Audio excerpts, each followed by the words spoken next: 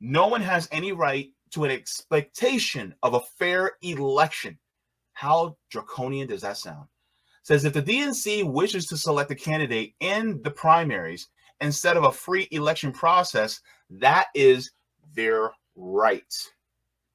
It's literally like we can go into the back of a smoke-filled room, into a back room and smoke-filled, and come out, emerge with a candidate, and there's not much you can do about it. Which is why they created super delegates and all these other processes that allows them to rig the game and install their candidate by calling it official channels. But you know, I remember there was a guy that ran against Mark Warner a couple of years ago for Senate in Colorado. Basically, he sat down with someone and said, look, when you go to run for Congress or run for Senate, Chuck Schumer's going to sit down and go, okay, how much money you got? How much money can you raise? How much money can you bring to the table? How many millions? And it's like, I think it was Charles Booker actually was talking about how, you know, that they didn't want him basically because he couldn't bring enough money to the table, enough big money donors and enough bundlers and funders. And they went with the Trumper lady who went against Mitch McConnell. Remember that? A couple of years ago? Mm-hmm. So Robert F. Kennedy Jr. is fed up with the Democratic Party. He's sick and tired of being sick and tired. Hey, Indy, remember the Jacksons' An American Dream? Sure. Okay. Remember when Katherine Jackson found out that Joe Jackson was cheating on her? Of course. She said, Joe, of course, you a liar and a cheat, and I don't want you. No, I don't want you. I don't want you. I don't want you. I don't want you no more. Remember that part? That's pretty good. That's pretty good. That is what RFK Jr. is going through right now. Boy, oh boy, let's go. Oh Lord, let's get into it because this is some tea. All right, so let me see. Do I have it up now? Okay. All right. Because this is hilarious. This is hilarious. Okay. I'm sure you've already seen this, but some people didn't. Oh gosh. Let's roll the beautiful being footage for all the people to see. And I'm gonna be honest with you. I kind of feel bad for RFK, but I don't feel bad because it's kind of like, I feel like, you know, it's one of those I told you so type of deals. And it's like, yo, we told him so. So let me share my screen really quick, just so that people can see exactly what I'm talking about. Because, and I want to get your reactions to this as well, because this really needs to be talked about. So we'll go over that really quick.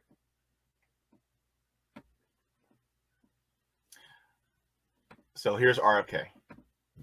It's pretty clear that the DNC does not want a primary.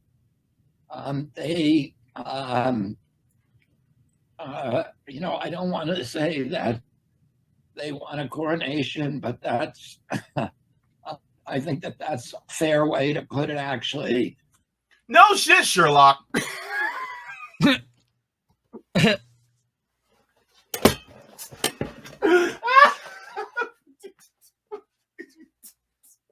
I'm hot. Cue Simone Sanders. I'm hot. Look, let me tell you something. All right. We told him. Indy. We told him, right?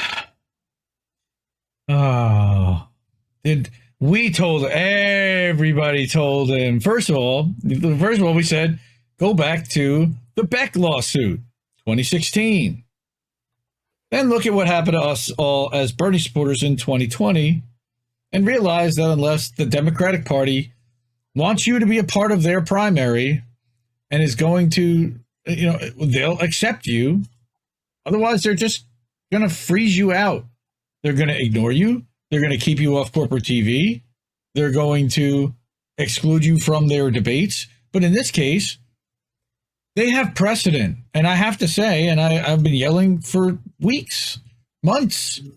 When was the last time an incumbent president, whether he's old, decrepit, demented or not, was challenged within his own party and primaried by a substantial challenger while he's sitting in office and running for re-election? The answer is like 1968, Lyndon Johnson. All right. And that's in both parties, by the way. Anytime there's been an incumbent president running for re-election, he has gone unchallenged by his party. So, yeah, Booby, I'm sorry, but that's already the precedent. And I love that you want to challenge Joe Biden because he's a terrible warmongering, creepy loser, but they're not going to abandon ship at this point from their party, and they're not going to break ranks and destroy precedent for a Kennedy that they've been smearing as an anti-vaxxer for a decade. Sorry, man. That's what they've been doing. Yep. They don't want you. They don't want you. Let's continue to watch this train wreck in slow motion. Let's continue. They're doing. They're essentially fixing the process so that it makes it almost impossible to have democracy function. They're effectively disenfranchising the Democratic voters from having any choice in who becomes president, or who becomes the Democratic nominee. So two of the things they've done.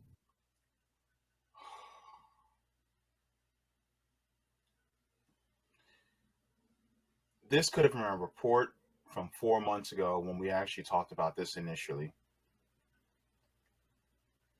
If he would have said this 4 months ago, this wouldn't be such a big deal. Savvy Sav says Ted Kennedy had a good chance against Carter, but he screwed up a huge interview and killed a woman. Damn. Yes. Well, thank you so much. Yes, he did that.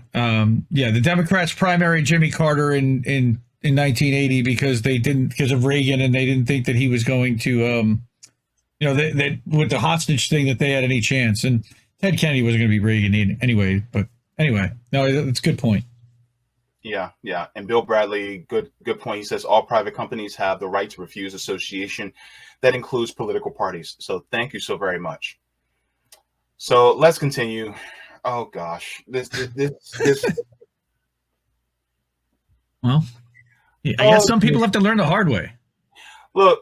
You know what I say to this whole thing, and okay, so I hate to sound like I'm mocking RFK Jr., but I feel like Piglet from Winnie the Pooh. Oh, dear. Like, dude, what is the hell is the matter with you? Like, we've been telling you. Never mind, because he's not going to listen to us. He's not going to listen. And guess what? It's not going to. Let's go. I'm frustrated. Today is they've moved the Iowa primary. They've made rules that if anybody campaigns in Iowa or any candidate sets foot in the state of Iowa or sets foot in the state of New Hampshire, then none of the votes that are cast for that candidate will be tallied. In other words, any delegate that I win in New Hampshire or Iowa would go instead to the president. What is that the definition of, Indy? 55 counties in the state of West Virginia, 2016. That's what that tells me. You weren't paying attention, Booby. Where were you?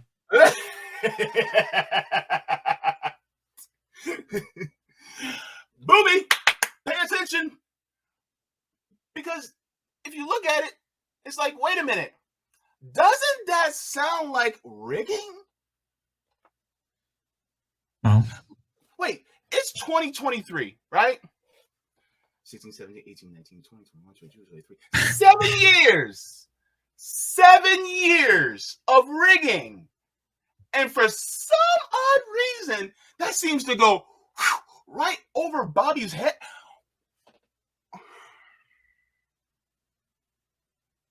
Yeah. Hang on. Hold up. Let me. Bobby, if you need help, blink twice. Blink twice if you need help. He doesn't need help. He's got plenty of backers. He can go hang out with Shmuley. Like,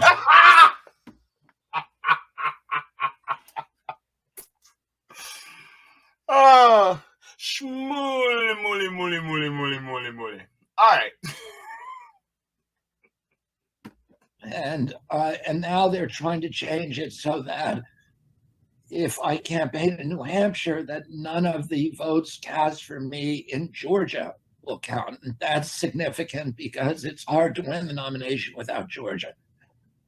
What is So what is the they're rigging logic? Well, they're rigging it so that it, effectively, we're looking at the tabulations now that look like if you add up all the super delegates that they control and all of the automatic delegates that just go to the party and go to the president, I would have to win almost 80% of all of the states in order to beat President Biden, even if he only wins 20%.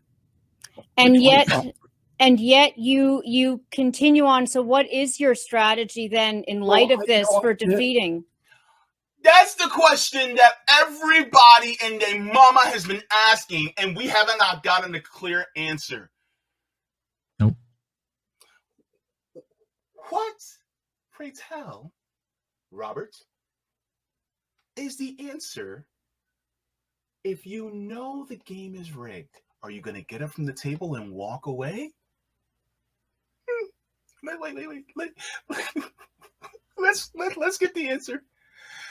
And a 1, and a 2, and a President Biden. These rules will not be finalized until September 14th, and 2 days from now. 2 days. 1, 2. Unos, dos. Hi. Wait. Hold up. He said, well, this will be done in a few, by the 14th. That's in 2 days.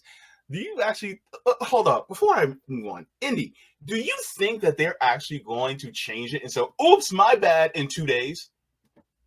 Oh, of course. I mean, because they totally don't want Joe Biden as their nominee, and they're going to set it up any way possible so that Bobby can have a fair fight. I mean, even with a fair quote unquote fight, I'm still looking at who's back, and I think that they're looking at who's been funding. Where are the max donations been coming from for each of the campaigns? And it's one of the things that we've always done at Indie Left, and it was looking at exposing corruption and following the money. And Popular Information did a great article a couple months ago, totally biased against RFK. And his thing is that this is an astroturfed right-wing campaign that's trying to sow division within the Democratic Party to weaken Joe Biden in the end for the general so that Trump can eat him alive. I personally don't think you need to weaken Joe Biden. That he does a plenty good job on his own without Republicans having to infiltrate through Booby Kennedy. But the fact that Kennedy's been appearing on Fox TV and in the more conservative part, trying to appeal to a different audience that is not the typical Democratic Party base also tells me that's where his money's coming from. So you've got to look at that. The Democrats don't want anything to do with that. I mean, while it is a uniparty, they still have their donors, their backers, their funders that they have to support. Sometimes they back both horses, but they don't. We'll see. We shall see. Definitely. Oh gosh, I'm having to pause a lot more than I thought. Jeez Louise. All right, let's continue. We've written the DNC protesting. I mean, there's some really wild things that they're now considering, including forcing me to actually pay for the primaries. And if you think that's wild, you should have seen what Donna Brazile did and what Debbie Wasserman Schultz did. Like, holy crap, Bobby. Jeez. Primaries, and their logic is that they don't need a primary because they already have a candidate, and therefore I'm costing them all this money, and that money should be paid for by me and maybe Marianne Williamson. So it's not, it's a process that is rigged, and we live at a time in American history when a lot of Americans think that democracy is broken, that the political system is rigged, and that there's not really any democracy. And unfortunately, the DNC is taking a lot of steps that confirm that outlook. If the decision holds for the current, sort of primary structure with the DNC, what is the route to victory for you against President Biden? Oh, So this is her asking the same question a second time. Mm-hmm. Because he didn't answer it the first time. Yeah, she asked it already, and he didn't answer the question. So now it's, so what's your path to victory now? Because you know this. Savvy So if you saying have to David ask Sachs the is paying him. question twice, that means you didn't answer the question. Andy? Nope. David Sachs from Call-In was what Savvy's saying was the guy who founded Call-In. He's also PayPal Mafia.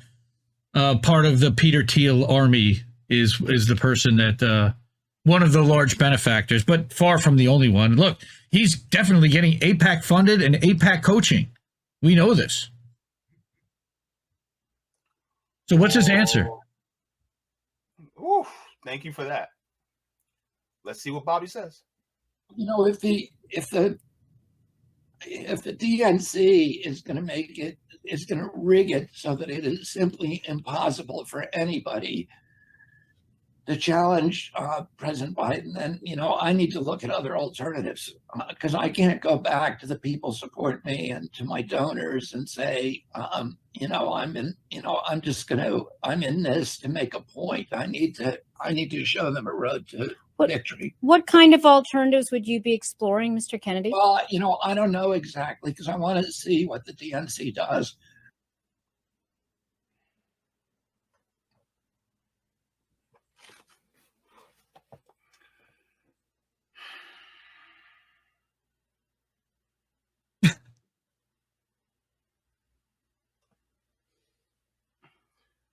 Black people in the chat, black people know exactly what I just said. My eyes. Like, Booby got a JB lead in. Uh-oh. They know. Sabby already knows that. Look, she already knows exactly what I just said with my eyes. Good God. Well, I just got to see what the DNC got.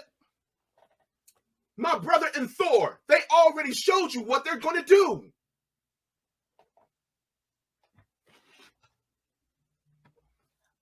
See, if he had any guts, he'd have run as independent to start with. And if he actually wanted to challenge and win and shake up the system, he doesn't need either party. He's got a big enough name. He's got enough money behind him. Ballot access wise, they could get people on there. He could potentially immediately walk into, say, the Libertarian Party and take over. There's even thought that, and Jimmy Dore said it, I don't know why he doesn't run as a Republican. That field seems pretty open, potentially. It seems more open to his messaging in a lot of ways. It didn't really make any sense to walk into the one place that didn't want you. And yet you're complaining and crying. Now, I think part of it was to further prove to everybody else and to kind of put himself up on the cross and say, hey, I'm going to sacrifice and show you guys that no matter who it is, even a legacy Kennedy with big money that's willing to challenge the system, they're not going to let him anywhere near that nomination. I think that's what his supporters are really, they want to see him up on the cross. And Booby is no savior. He's no saint. He's no saint. He endorsed Hillary Clinton 4 times, twice for governor, twice for senator, twice for president. He's got Bill Clinton endorsements. When he sat next to Bill during the funeral for one of them or somebody's ceremony, and then he endorsed Joe Biden. He is an establishment creature. Yeah. You really think that this is a guy that's going to take on the establishment? Stay tuned, folks. Let's finish this up. I want to see if they make it if they make it a fair contest. And I'm not asking it to be 100% fair, but I wait, what? Fair.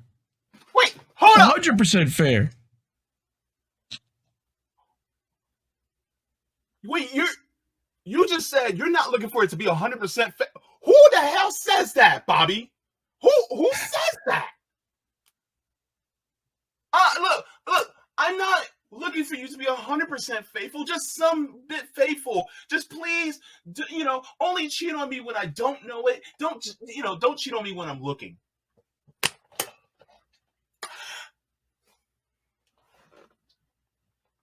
I'm about to walk off my own show. I am literally about to walk off. This is, look, I'm going to say it like Savvy. This is ridiculous. Exactly, Savvy. Because the thing is, like, why in the world would you not want it to be 100% fair?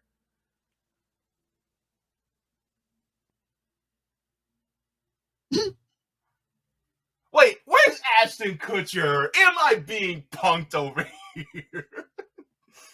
Am I being CIA? punked? What? Ashton Kutcher, CIA? What? Yeah. Don't let those good looks fool you. He's a Fed.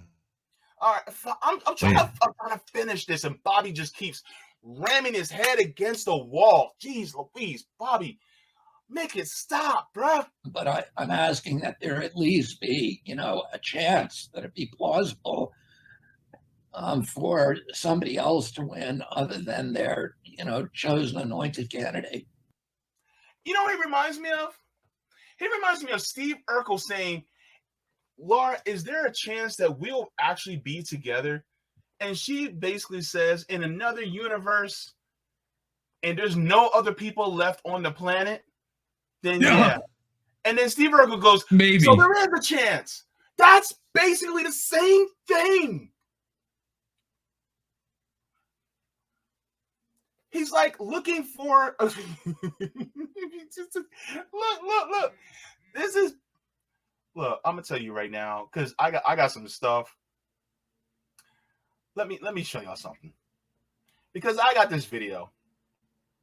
Right? And here's my issue.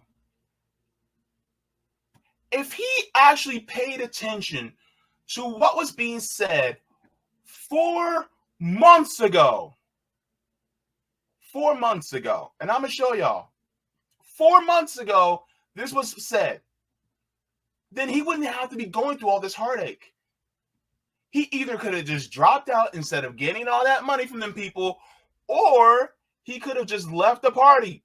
This was said 4 months ago. Roll that beautiful being footage. Bree, take it away. Post report, the DNC has decided it will not hold any primary debates. This despite two official challengers, of course, Robert F. Kennedy Jr. and Marianne Williamson, who pull at roughly 14% and 5% respectively. According to recent data, leftists like former Ohio State Senator Nina Turner are calling the decision undemocratic. I'm inclined to agree. Yeah, this is, what is he afraid of? Look, again, and with all respect to Marianne Williamson, who's been a guest on our show, and we look forward to having RFK Jr. on our show as well sometime in the future. We've already reached out to his people. We're going to make that happen.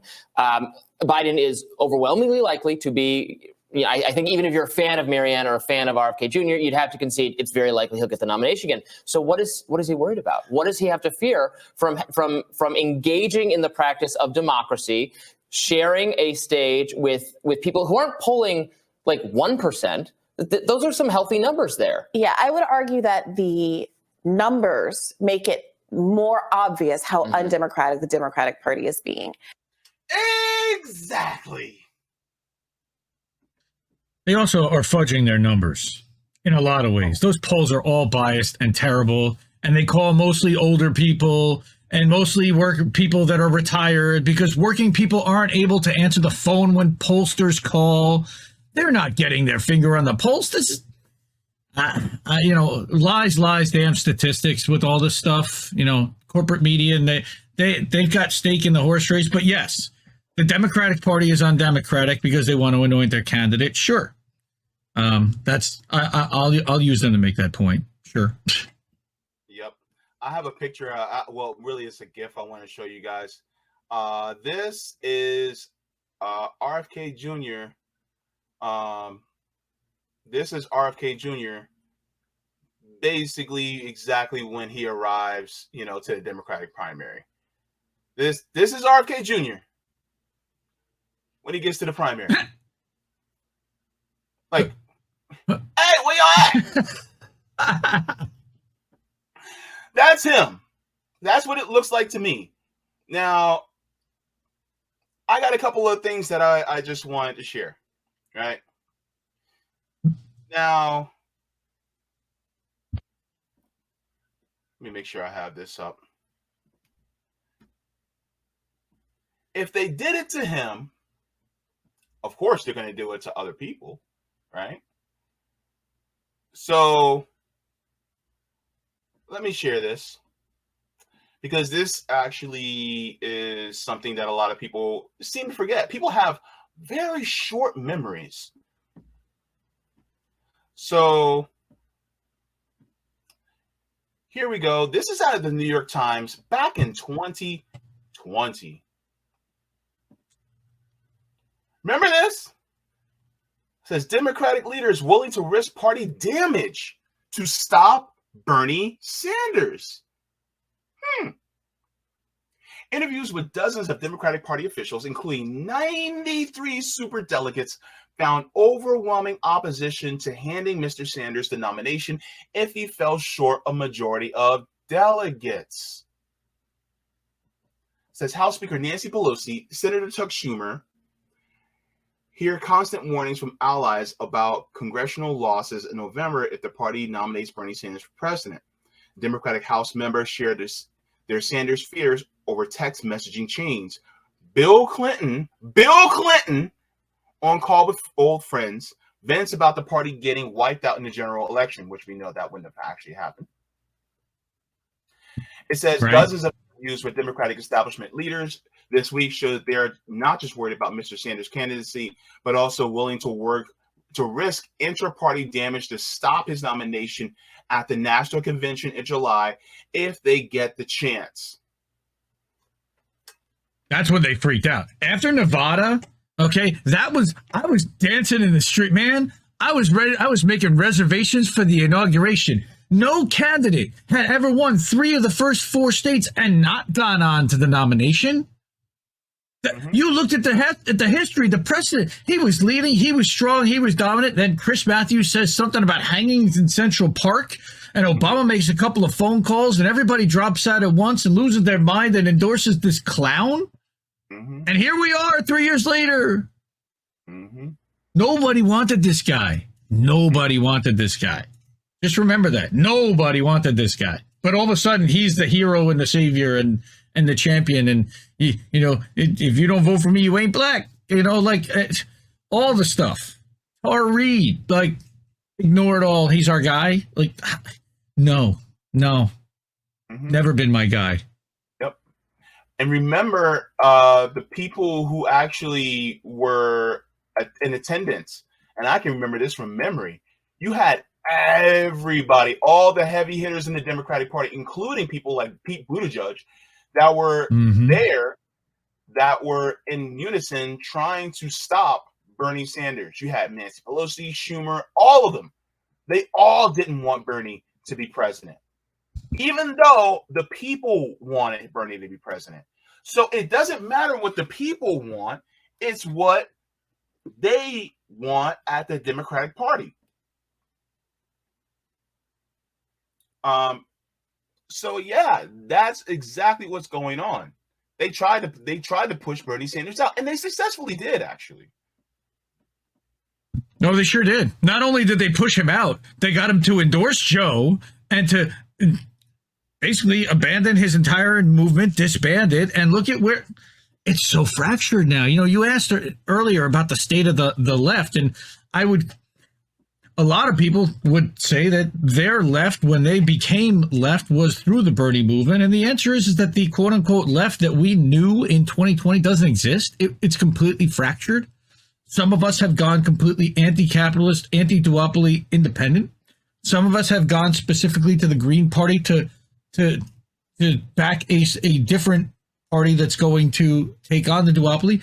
Some of them got sheep herded with Bernie right back into the Democratic Party. they pushed some of them to the Republican Party because they saw how warmongering and controlling and identity politics focused the Democrats were, and said, I can't be part of that. I think that the quote-unquote 2020 left, the Bernie left, is scattered across the entire political universe. And then you've got the Gregs, politically homeless. They don't know where the hell they fit. They don't fit into anything. Mm-hmm. And so here is how the truth dig says DNC fraud suit exposes anti-democratic views in Democratic Party. So let's go over this. It says 9 months after losing the presidency, the Democratic Party is in dire need of a course correction. Grassroots enthusiasm for the party is far from robust. Despite incessant funding appeals and widespread revulsion from the Trump administration, the Democratic National Committee's fundraising is notably weak. And the latest DNC chair, Tom Perez, the guy that sounds just like this, says sounds no more inspiring than his recent predecessors. Also, he needs a whole lozenge. He needs Hall's cough drops. But anyways, when Perez next to Vermont Senator Bernie Sanders, it's a stark contrast between establishment cliches and progressive populism. And so basically, they are saying that, we actually do not need to obey the will of the people. We just need to go with whatever we think is correct. And that's that. So as far as we're concerned, there's nothing for us in regards to the Republican Party. I'm sorry, the Democratic Party. Sorry, that was a Freudian slip. But this is what was argued in the DNC fraud lawsuit by Bruce Spiva. And I know Savvy Sav, she brings this up all the time. But this is just to let people know that there is really no home for any voter who wants an actual democracy. And these are the things that he spoke of. Number one, and we'll go over these line by line. Number one says there's no such thing as a Democrat. The DNC just encourages people to vote for the Democratic Party. Andy, your thoughts? Well, yeah, okay. It's a marketing scheme. It's a private corporation that markets itself and then pushes you and browbeats you and shames you into choosing their selected corporate funded candidate, representative. Yeah. And so as you said, there is, for instance, marketing, and I'll say it right out in front right now. Breaking Points, Crystal, Kyle and friends. These are really just marketing for the DNC with a independent left media veneer. That's basically what it is. And that's what we have been noticing over the last couple weeks. A lot of people have been waking up to that. Number two, it says, no one has any right to an expectation of a fair election. How draconian does that sound? It says if the DNC wishes to select a candidate in the primaries instead of a free election process, that is their right. It's literally like we could go into the back of a smoke-filled room, into a back room and smoke-filled, and come out, emerge with a candidate, and there's not much you can do about it, which is why they created super delegates and all these other processes that allows them to rig the game and install their candidate by calling it official channels. But, I remember there was a guy that ran against Mark Warner a couple of years ago for Senate in Colorado. Basically, he sat down with someone and said, look, when you go to run for Congress or run for Senate, Chuck Schumer's going to sit down and go, okay, how much money you got? How much money can you raise? How much money can you bring to the table? How many millions? And it's like, I think it was Charles Booker actually was talking about how, that they didn't want him basically because he couldn't bring enough money to the table, enough big money donors and enough bundlers and funders. And they went with the Trumper lady who went against Mitch McConnell. Remember that? A couple of years ago? Mm-hmm. Yeah, definitely. And so to me, this sounds kind of like when they're trying to elect a new pope. Like, y'all know when we tell you, When y'all see that smoke come out from the top of the Vatican, then that's how you'll know when we got a new pope. And this is going to be a new pope, whether you like it or not. Right? That's what it feels like. That's how we got Joe Biden, isn't it? Basically. So number 3 says donating money to Bernie Sanders doesn't mean you thought that the money was going to assist him to win the primary. You have no right to think the DNC was obligated to follow their own charter and internal policies about elections. That to me was the biggest gaslight there is. You know, just no expectation that that one of the 2 major recognized political. Okay. You do you. Listen, man, I'm so sorry. I got to go grab my kids down from the school bus. Thank you so much to everybody. I love you all. IndieNews.network, INN.network, and IndieLeft.media. JB, we have to do this again sometime. You'll come and do a Friends of Indie Left. You'll come on INN News, or we'll do How Do We Miss That? But you're welcome anytime. Again, love you. Love the platform. Love the opportunity. And say goodbye to everybody in chat. But thank you so much. Talk to you soon, everyone. Bye. Thank you so much, Indy, for showing up. I'm sorry, time left me. I forgot that you had it cut off at 3:30. So let's continue.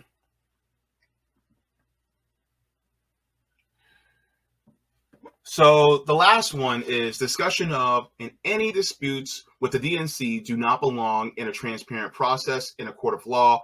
The DNC is a private association which should never be asked to engage in the discovery process or have to reveal any of its internal workings or strategies should they decide to select a candidate rather than allow a fair election of a candidate. So that means exactly what I've been saying for a while now, that the Democratic National Committee is a private organization, not a bureaucratic institution.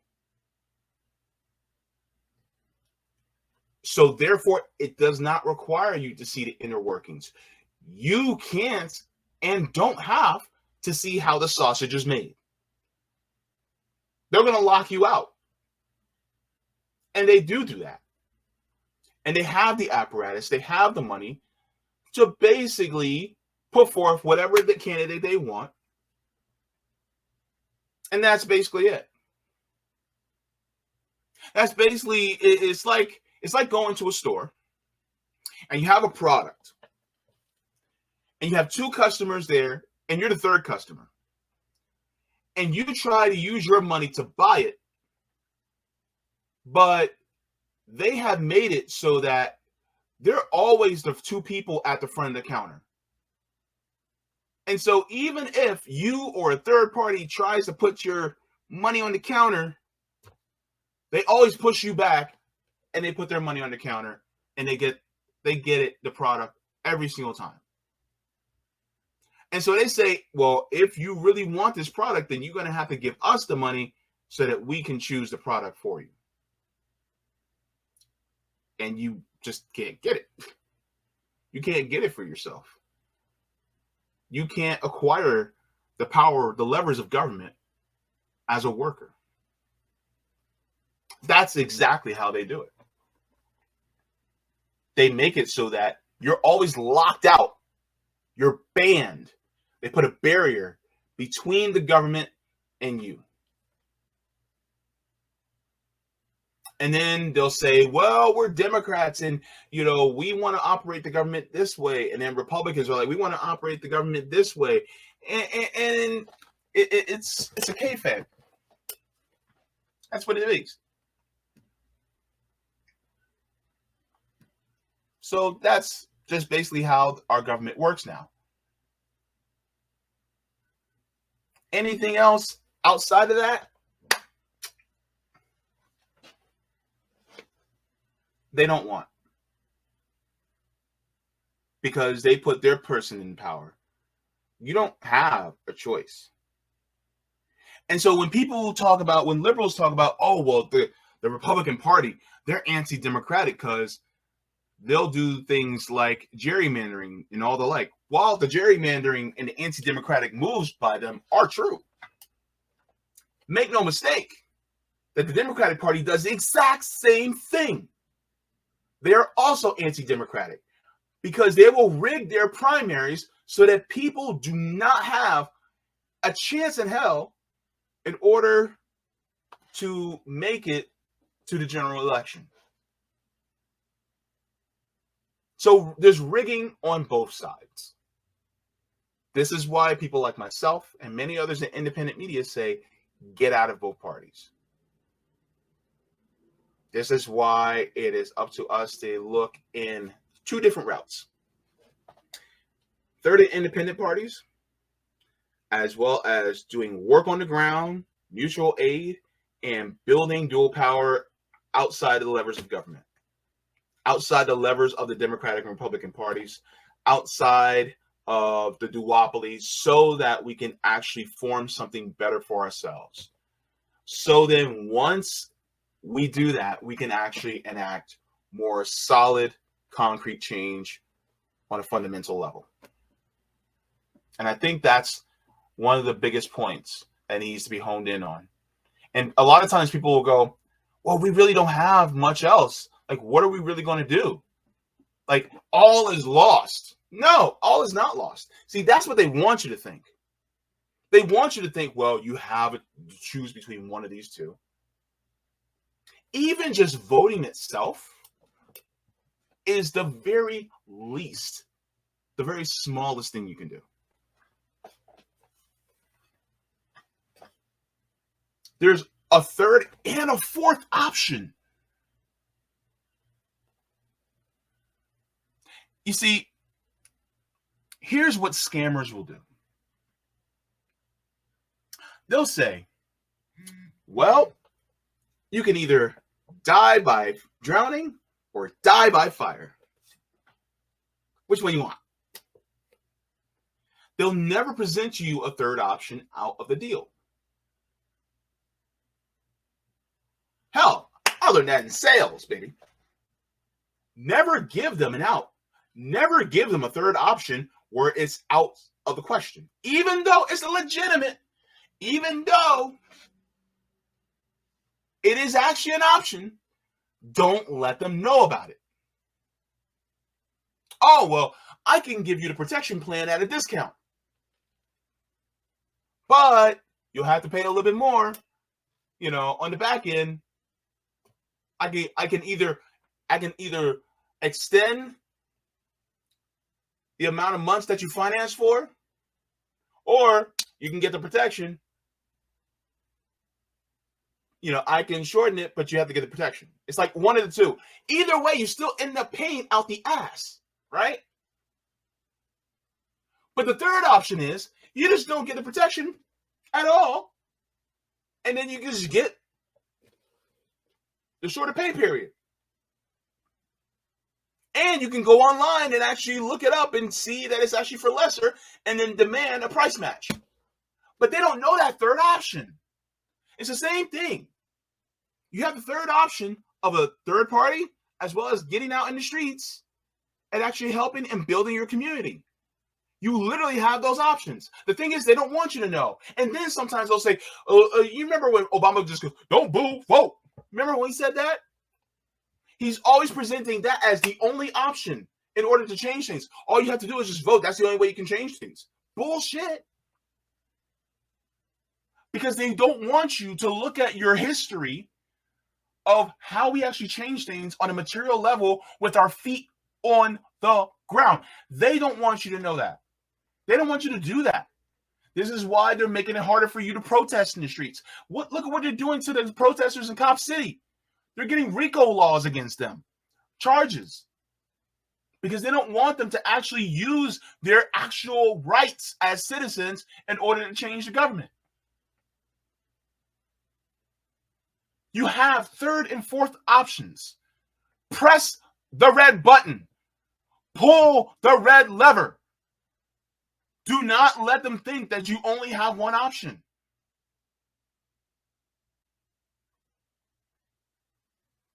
They're scammers. That's exactly what they are. And they won't stop until they actually have absolute power. That's the point. And I really think that, I don't know, something tells me that RFK already knew all this. But it's just like, oh, they're rigging it against me. Oh no.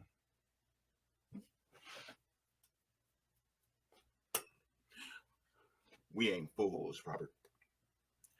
Mama didn't raise no fool. Do we look like Boo Boo the Fool to you? Play with your mama. Don't play with us.